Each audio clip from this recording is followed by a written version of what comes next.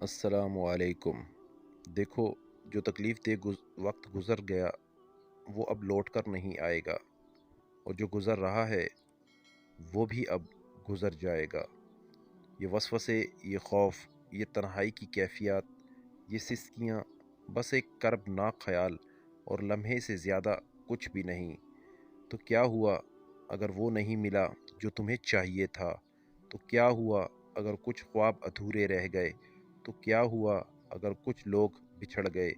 यही ज़िंदगी है, और अल्लाह रब्बुल इज़्ज़त जानता है कि तुम कब कब टूट कर बिखरे, कब कब तुमको किन किन टुकड़ों को सब्र से वापस उठा कर रखा, और फिर तुम्हारे सब्र का अजर भी उसी के ज़िम्मे है।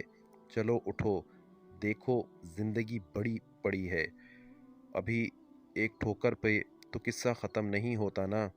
देखो तुम्हें कैसे तुम्हारे रब ने संभाल लिया।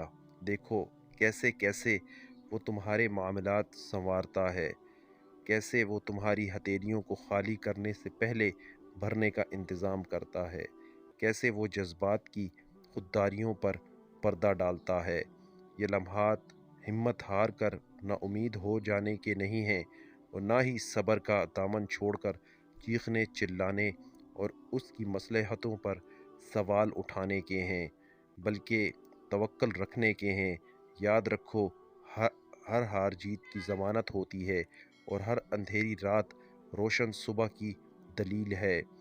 इसलिए न अपने लिए और न किसी और के लिए, तुम अल्लाह ताला, अल्लाह रब्बुल इज़्ज़त के लिए जियो, जिसने तुम्हें ये ज़िंदगी तोहफ़े में दी। उसकी मोहब्बत का हक़ अदा करो।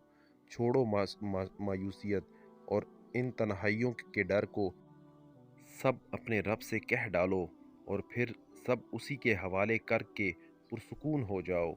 अगर ज़ुबान से अल्फाज अदा नहीं कर सकते तो सजदे ज़ेर होकर आंसुओं के ज़रिए अपने दिल का बोझ हल्का करो। बेशक वो सब जानता है जो ज़ाहिर है और जो तुम्हारे सीनों में छुपा हुआ है।